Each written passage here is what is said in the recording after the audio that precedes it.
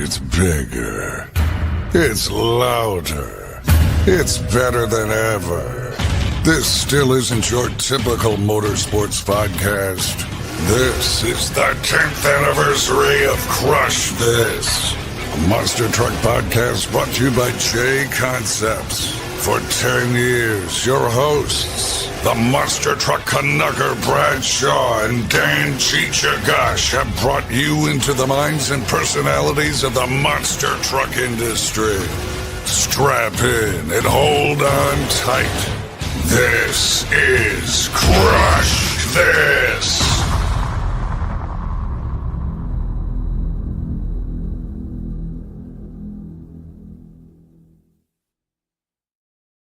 Hey guys, welcome to another episode of Crush This, a monster truck podcast presented by Jconepts. Once again, if you go to jconepts.net and you can get yourself and try to build yourself one of these awesome like this truck right here, Lone Ranger. It's a Jconepts Ford Ranger body with the 73s and the regulator with the 27 turn silent speed motors. Go take a look at that stuff. How you folks doing today? It's Dan Chichagash with another recorded episode with Mike Comerford, historian, awesome guy to talk to, collector, detail modeled guy. So we're doing a little bit of a historical, kind of getting back into the roots of monster trucks. We haven't done that in a while. So let me rephrase that with Jconepts. Guys, go to Crush This on the checkout, crushthis.com, jconepts.net, 15% off on checkout. With that too being the presentation by Jconepts, we're going to show this cool video. It's about their new Stage 2 truck. It's about 3 minutes long. But guys, I want you to take a look at this. It's pretty cool stuff. To me about the inspiration for this model. The reason I started an RC to begin with was because I liked monster trucks.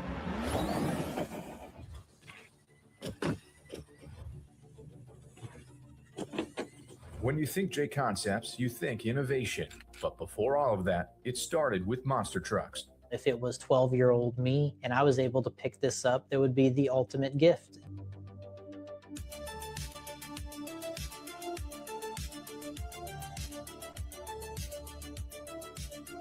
For years, the dream has been alive to bring back a piece of RC history, to capture the energy, the grit, and the fun of the golden era.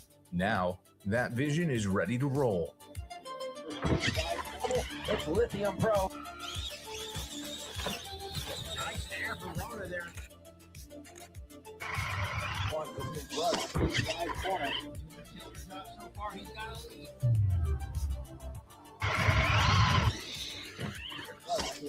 Who can put the power down? It's Rona. There is a path that leads to somewhere with this kit. A lot more went into this than just throwing some big tires on a chassis. It's truly a high-end vehicle wrapped up into a monster truck. The reactor isn't just built for the track, it's designed to adapt. With 3 wheelbase options, you can tune it to your style. The standard 10.75-inch chassis, quick and predictable, perfect for racing. The long 13-inch setup, stable, smooth, and built for scale looks. And those chasing that 80s throwback, a short 9.75-inch option to really cartoon it out. All courtesy of Jconepts certified optional parts. One platform, endless ways to build. Introducing the Jconepts Reactor, a throwback, a reimagining, a Stage 2 retro monster truck designed by passion and built for today's RC world.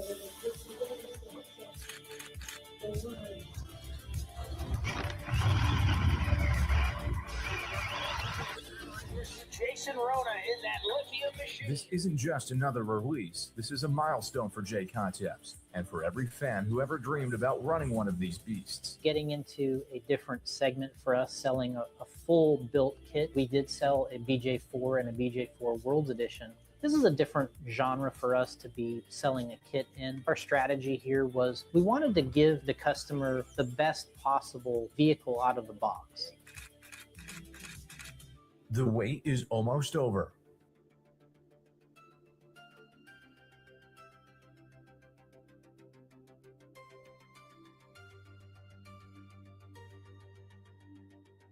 I'm Jason Rona, and this is the Reactor Stage 2 Retro Monster Truck.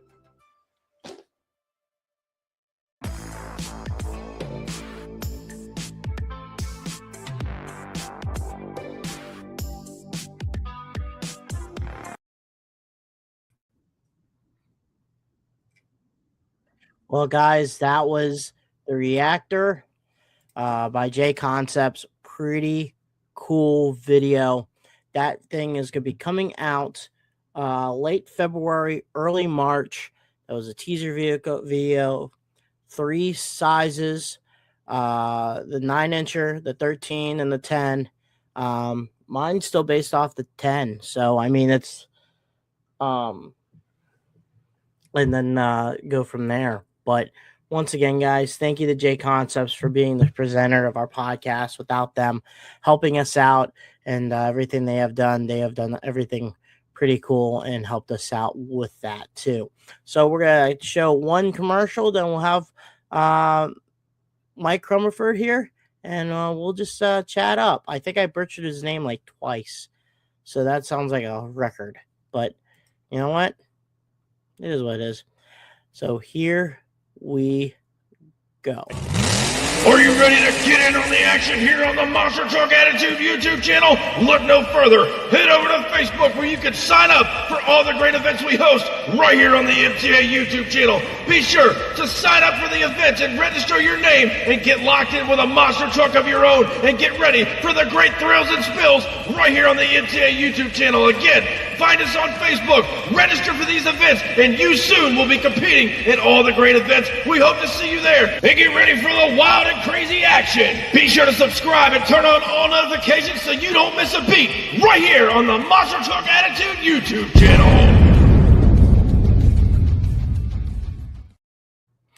Welcome, Mike. How's it going? Once again, thank you for being on. I want to let you know, folks, we are currently on a recording. This is a recording episode, so me and Mike won't be able to see any of the comments that's going on. The next commercial break we will do, I'll let you guys know again. This is a recorded episode. So once again, Mike, thank you for being on. We've been pretty good friends for the last couple of years since meeting you at the Hall of Fame in 2014. And it's pretty cool to have people like you, the one that loves the past and the stuff that's going on that led the way today. But how you been? I've been good, my man. Congratulations on your 10th year of your podcast. Congratulations. That new Jconepts truck looks amazing. Holy crap. Who would have thought, going from the old school Clodbuster days from Tamiya to what we have today? Oh my goodness. It's just mind-boggling. And don't feel bad about butchering my name. A good friend of mine in this sport, Mr. Tristan, calls me Mike Cornfield. So I look at it this way: you can call me anything you want, just don't call me late for dinner. Yes. So let's go back in time here and let's talk about it. What got you intrigued with monster trucks? You're not just a fan of monster trucks; you're a fan of the whole 3-ring, mud racing and tractor pulling. Heck, you're a fan of NASCAR. You're a motorsports junkie. But what we're gonna take away from the NASCAR and all that stuff and focus on the 3. Yeah. What got you intrigued about the mud racing, tractor pulling, and monster trucks? Well, like any 5-year-old boy, when you're watching stuff like this right here, you're watching a Corvette run over 2 cars, or you're watching a guy who's sitting on 2 jet turbines that are shooting 15 feet of fire behind him, or a gentleman in a truck with 2 motors, if you can see right there. I mean, what's not to love, as a 5-year-old boy, if you know this yourself, back in the day we had promo tapes or the major three had promo tapes: U.S. Hot Rod, United Sports, and TNT. And when you're watching these big trucks do this right here, and wham, hit the cars, ain't that a beautiful thing? Especially when it's Virginia Giant. Especially with a beautiful truck like this, and the truck is still around. You know, um, I mean, what's not to love? I mean, truthfully, at a young age, I'll tell you real quick, I didn't really appreciate the tractor pulling and the mud racing, and then as I got older, it just spiraled out of control, and here we What was are. your first ever event? First ever event was Pepsi Arena, Albany, New York, January 31st, 1998. And it was um, Jeff Bursey and Toasaurus, Rick Rabb, American Guardian, Pablo and Digger, Bob Fisher and Liquidator, Bauer and Nightmare, and I believe that was it. Still a good And lineup. it was, and as time went on, I got to understand the history of, okay, this truck was this truck was this truck was this. Lo and behold, not realizing that 20 some odd years later, I'd be sleeping on Jeff Bursey's couch for a month. So, Yeah, the story we're a story about that too, because he's a huge historian and collector. Speaking of which, there's the Lone Ranger behind you, and there's the Lone Ranger behind me. So mini me, yep. mini me taking out barefoot there and racing. But you said your first event in '98. So prior to that, were you already following the old school Yes. side of Yes. it? So you were already Yes. watching everything in that. Yes. Well, like I said, I was watching the old promo tapes. You had Moto Rock from US Hot Rod. You had Monster Mania from United Sports. I don't care what anybody says. One of the best promo tapes that I will always watch to the day I die is Monster Truck Bloopers. And Dave Bennett, God bless him, nicest guy out there. If you know Dave Bennett and his mother-in-law, how he wishes his mother-in-law was in that car, him and Russ Klein. A lot of people didn't know that Russ Klein worked for the Kansas City Redskins. That's why United Sports did a lot of stuff at Arrowhead Stadium. Mm. So, little juicy, nugget of information, whatever. So, Yeah, Monster Truck Bloopers 1 definitely felt like a promo video compared to 2 and 3. well, 2 had the kick-ass soundtrack. It just Yeah. and the programs. That's another thing too, Daniel. That the programs back then were just so vibrant with color, and you had the skull trucks, you had the beer trucks, you didn't have all this sensitive stuff as of today. So when did you start collecting the vintage stuff? Well, what was your first item that you actually went after and you're like, I need that? well, it kind of just evolved. It just evolved as going to these shows and just getting the stuff. Like my first program was in the same program I got from my first show. I still have it, and so I just kept all this stuff, and I kept the ticket stubs, I kept the programs, and I don't know why something in my mind at 12 years old said, "Hey, keep this shit." Oh, stuff. Sorry. That's fine. Just keep this stuff, and keep this stuff, and 20 years later, 25 plus years later, I'm glad I did. Man. And then you also have when I was talking to you at the Hall of Fame, Yeah. you were kind of getting into like the ticket stubs. I know you've been doing that for quite some time, but finding all this stuff on the internet is crazy to me. You can find a 3-ring monster truck modern racing competition at Cincinnati, Ohio from like 1988 ticket stub. You know what I mean? I know back in 2017, 18, I was finding vintage t-shirts left and right on eBay. Now they're buku bucks. Before I was lucky enough to find t-shirts for $20 and all that jazz. Well, it's funny you say that because the model kits were like that too. You could get one of the model kits in the early 2000s, $40 shipped to your door, and now I've seen model kits like the Orange Blossom Special model kit go for triple digits.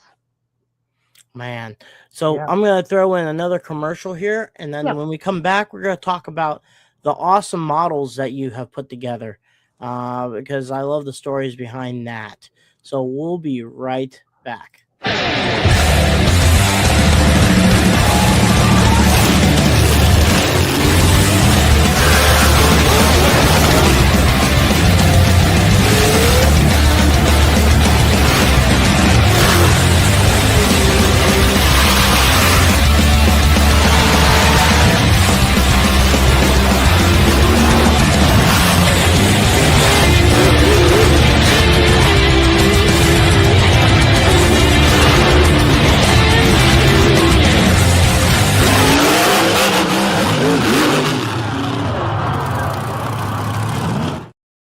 Once again, I'd like to thank Nick Davis and Back Channel Productions, which does bring out a lot of old school videos if you check out his YouTube page. And once again, fans, if you're watching this episode, please know this is a recorded episode. So me and Mike both can't look at the questions that you're asking.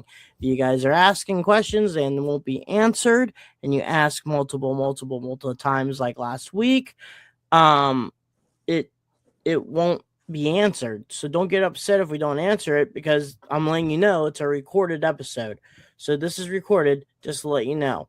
All right, we're back to Mike. And after the the public service announcement, we'll do that one more time for the last one. But, you know, when I first met you, when I went to the Hall of Fame, I remember I had never met you in person, but I heard about you because of the model projects that you had. You know, anyone could do, you know, a builder's kit of a USA 1 or the 10 different types of Bigfoots that you get out of the same box that Early made or whatever the model company is. No, you said it right. Ertl Yeah. AMT, they merged together and all that Okay. stuff. So when did you break away from that? And I know you probably first off started making the models exactly like it is, but what got you going outside the box to make some awesome models that, you know, that's really outside the box? Well, I looked at what Dennis Taft did. If everybody remembers Dennis Taft and his archive page, I looked at Dennis's work, and Dennis did stuff way before anybody was doing anything, before there was decals, before there was certain kind of model kits produced. And I looked at Dennis's stuff and I said, I want to kick this guy's ass. And at the time, Dennis was the king of the mountain. Okay. And I wanted to have my 15 minutes be the king of the mountain. And then there was other guys that did stuff. Paul Marsing, real quick. Mm-hmm. I don't know if you've seen this. Paul Marsing has done a 124 scale replica of Jack Willman crushing buses. Oh. Yeah. And it's got the cars. It's got the cars in the front and it's got the 3 cars in the back. And he has it so it looks just like Jack is crushing buses. That's cool. And once again, that is something that I'm glad he did it. I just wish that would be shared with today's generation of fans. You got photos like this right here. Yep. That was just taken in the beginning of the year at the Kentucky Motorsports Hall of Fame. I put in a couple trucks, the two at the bottom with the little trailer, and then I put in the Tennessee Thunder truck and then the Bigfoot 6 racer. And then these are Dennis Taft trucks up above that are refurbished by Stephen Mayfield, and Justin Davis has got a truck in there too. And then Ron Bachman project that you did too. Yes, that was in honor of Ron and his induction for that last year's ceremony. The two trucks, credit where credit's due to Franklin Mint. They do impeccable work, or did impeccable work on those trucks. And then Justin Davis built the one truck. I just put different wheels and rims on it. And then the last one is the Bigfoot 6 racer, which is a highly detailed truck. Now the last one that I found, it's the one that I always talked about that I thought was pretty neat, and it's your half and half project one. Talk about this one. Well, going back to Dennis Taft, I wanted to do something different than what Dennis had done. And so, real quick, I did a half body back in 2006 or 2007. And I still have it. I never throw anything away. I'm a pack rat. And I did that one. And then the second one I did, that was donated to the museum. And then, didn't you do one with like a mirror on it? Well, they all have mirrors. Mm. They all have mirrors. You can see the mirror in the background. Yeah, there it is. Yep. Because if you don't have the mirror, you're not exposing. I want to expose the truck. But each truck is different. Darren Chanel's got one. Well, Darren's got one that doesn't have this setup. Mm-hmm. Bob Chandler's got one like this. Chris Gibson's got one like this. In fact, that's actually Chris Gibson's truck right there. And then Larry Hall with BDS blower, he's got one just like this. But every truck I do is different. I always do the truck different. I don't always do the same truck. So this one, do you think is your this one? I always have people talk about this one because they liked how did you get the body kind of perfectly, half? Because sometimes when people do that stuff, it just, cut up and screw up one way or the other. Pray to God. I take a Dremel and pray to God. No, what's funny, real quick with this one, this is actually not a half body. I told Gibson it's like a 1/3 of a body. This is the right side that went to the body that's on Bob's truck. Oh, okay. So I couldn't see myself throwing it out, and I was like, well, hell, it's only going to be off just a little bit, so why cut up another body? But you couldn't even tell. So then there's one more here. Yeah, what's up?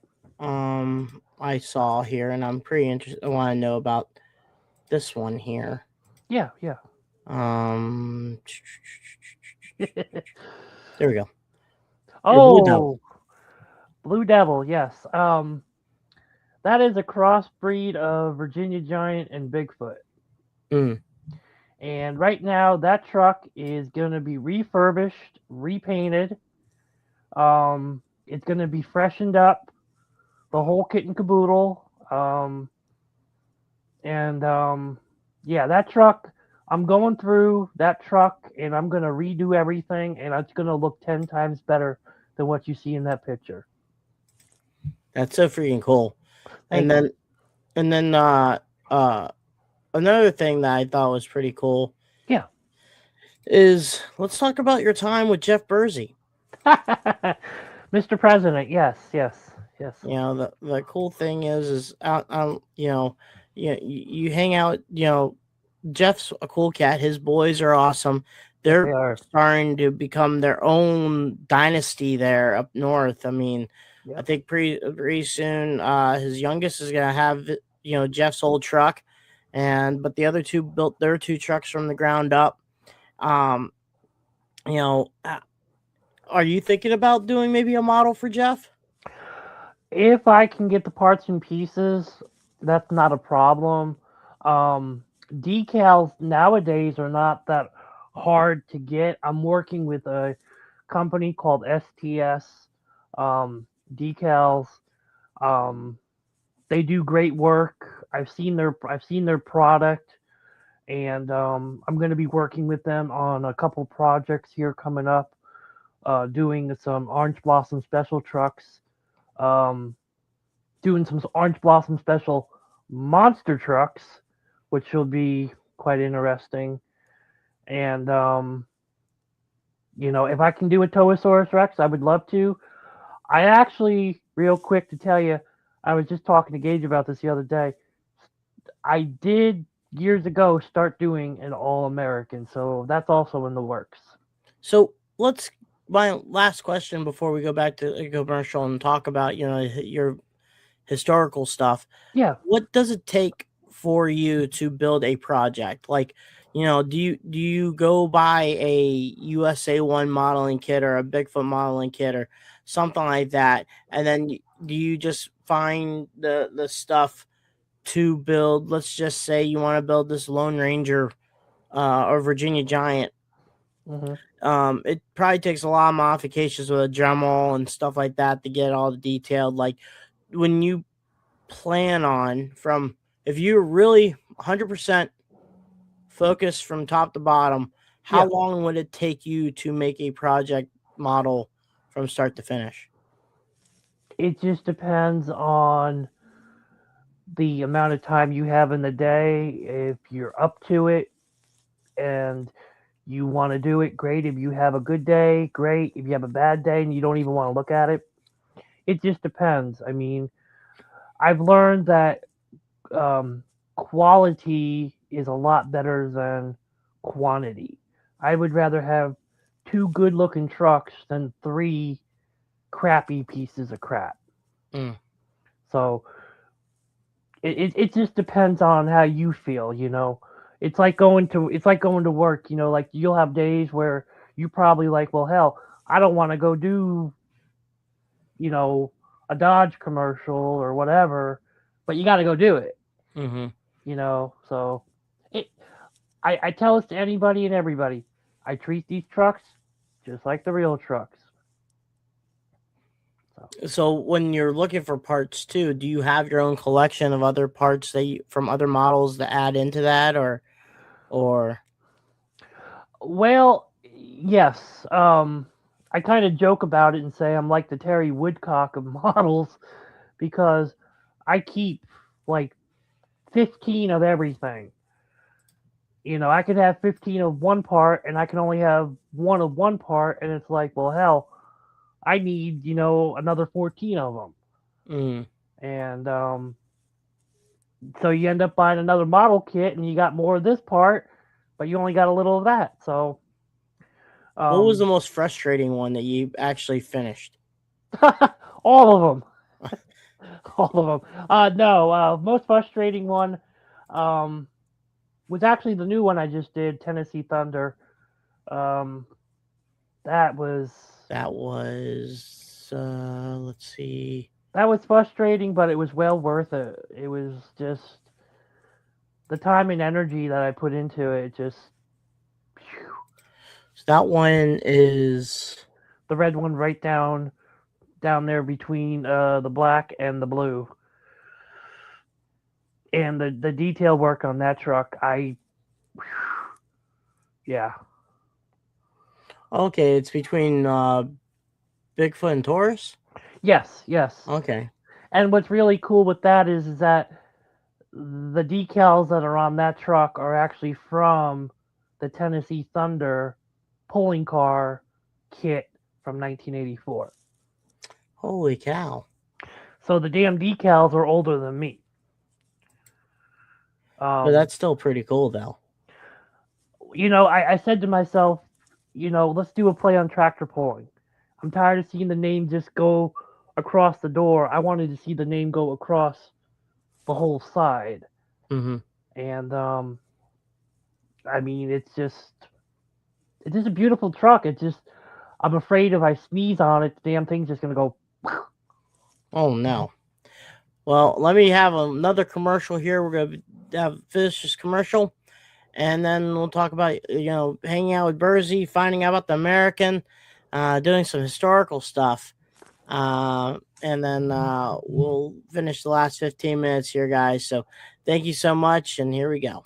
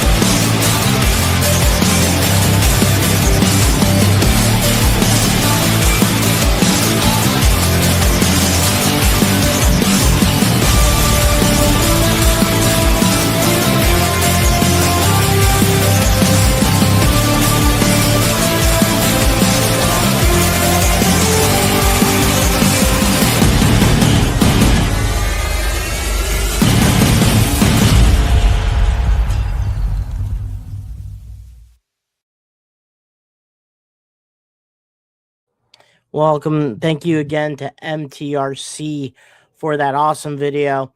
Take a look at that stuff. Once again, proud sponsoring them is Jconepts.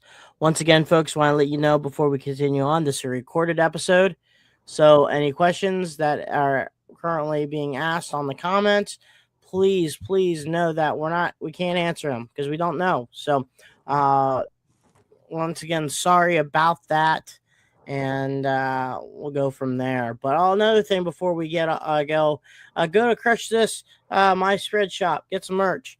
The Crush This hat, I got Crush This t-shirt, stuff like that. So come out, support, love that. Thank you.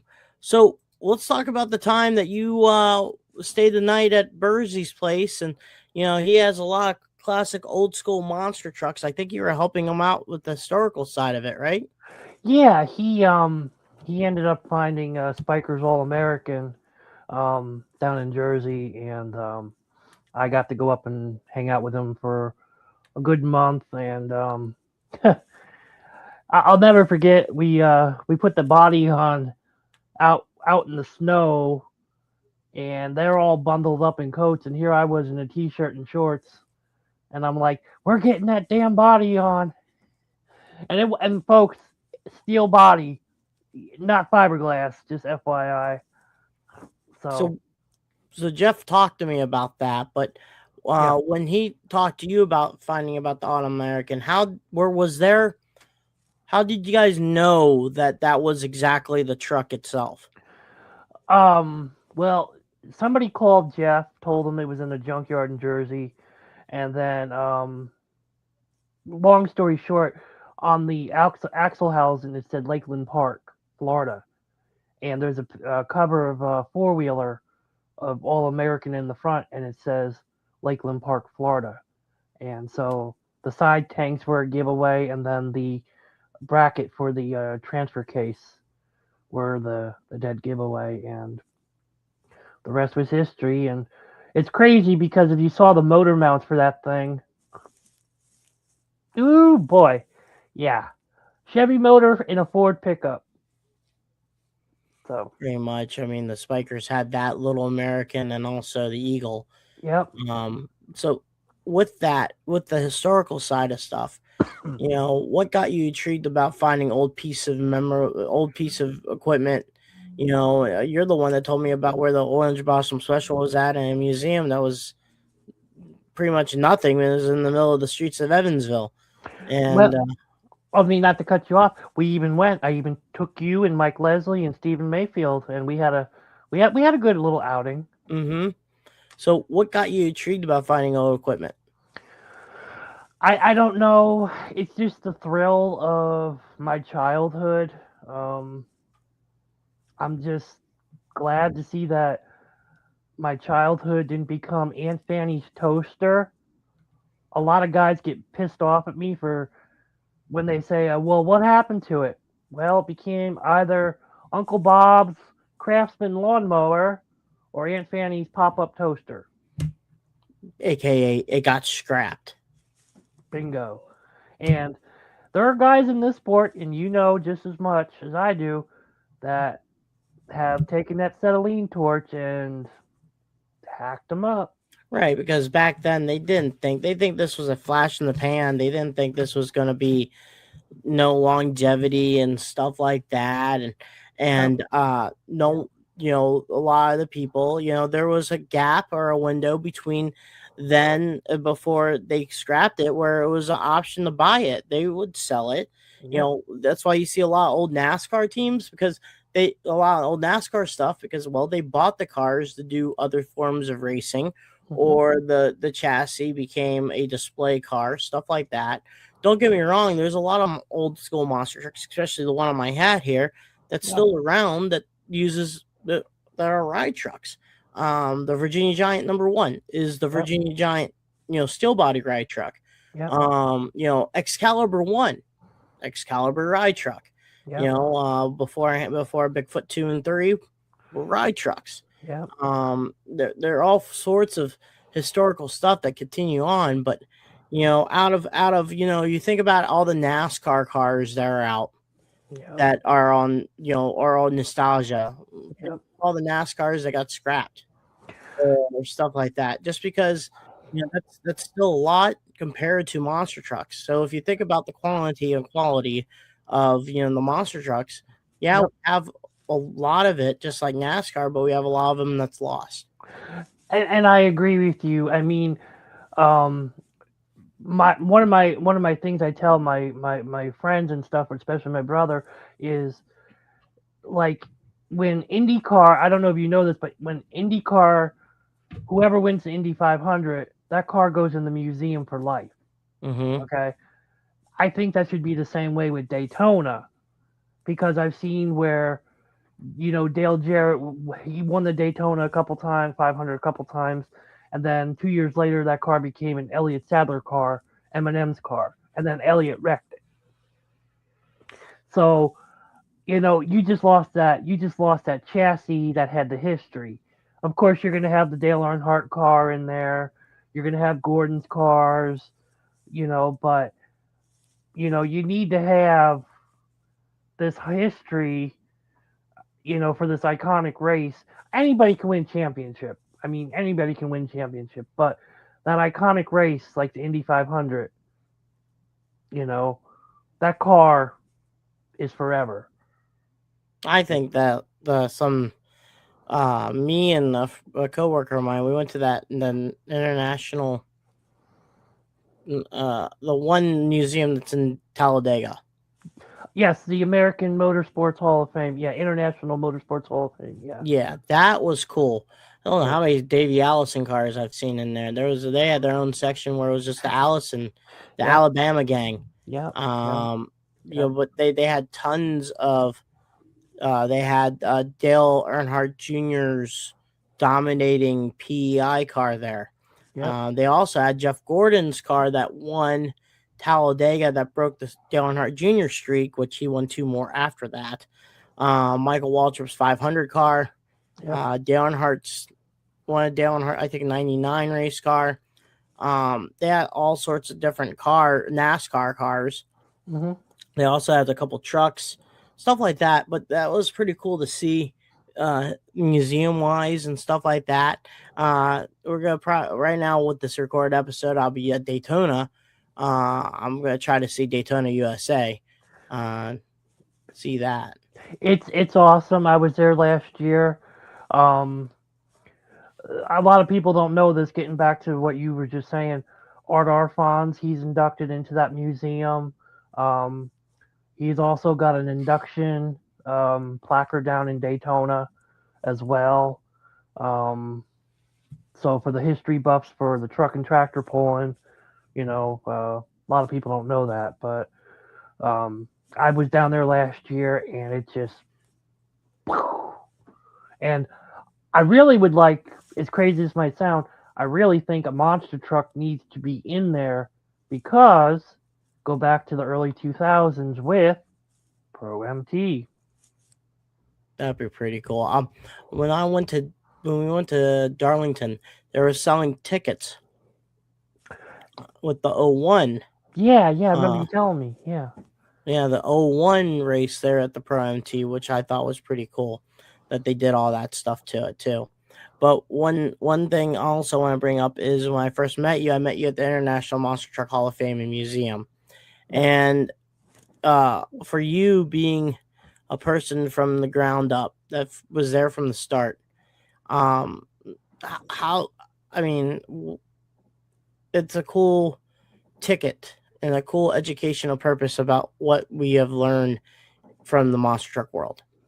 Yes, I agree. I went there as a fan. I loved it. Alan Pizzo, I give him credit because he convinced me to come back, and we came back. Not just representing myself, I came back representing the old United States Hot Rod page on Facebook.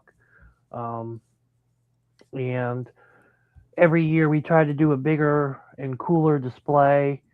And every year it, had hit and misses up there, but we tried to make the best of it. And with the help of good people like Phil Tristan of the Titan Monster Truck, Stephen Mayfield, a couple others. We had some good years up there, up at Cruz Plaza, and then, the politics side of things just went another way, and so we just didn't go back. Gotcha. And now they came back. I went to Butler, Indiana. I saw you this year mostly because of Ron. Yeah. But I mean, seeing that museum there, it's a little bit tight, but they have made it pretty cool with the products that they have there. I personally think the Cruise Hall was a much better choice, but Agreed. I guess other things happen. But anyway, Yeah. And with that, with you being a historian and learning about stuff and other people doing the same way, what do you see the future holds with people looking at products or searching for different mysteries, I guess? Well, right now, like I said, we're in a situation where we're in a sense what I call a sensitive situation where you have the character trucks to where you have your independent shows. Some of them might have character trucks. Some of them may just have trucks. Me personally, I don't mind a character truck, but I don't want all character trucks. I want to see pickup trucks. Yeah. I mean, nowadays you got these stoppies, poppies, snappies, crappies, whatever you want to call them. And that's cool. That's great. Hot Wheels is doing their thing with the kids. That's awesome. But, for guys like you and me, I want to see nostalgia, I want to see nostalgia. Harper with the TNT deal. My God, that was a good deal. With what Woodcock is doing, God bless him. With what he's doing. It's just, and now, and to be honest with you, nowadays few shows are being few and far between. Yeah, and it sucks. So what can you do? Well, hopefully everything will come together and we'll have some cool monster truck shows and stuff like that. But what can people follow you at social media? Personal page, Mike Comerford. You can join the old US Hot Rod page. We have a model page as well, ran by Paul Marzing. Just you can follow me whenever, and so. Man, and follow us on Crush This on Facebook, YouTube, Instagram. Yep. We're also on TikTok, Dan Chichegosh on Facebook, Instagram, YouTube, also TikTok too. So next week we'll have Jordan Fisher from Airmail, the metal shop, and have some fun with that too. So I'm Dan Chiche Gosh. Bradshaw's back at school, and we'll go this with the keep the rubber side down and the shiny side up. Also check on your friends here too. Peace.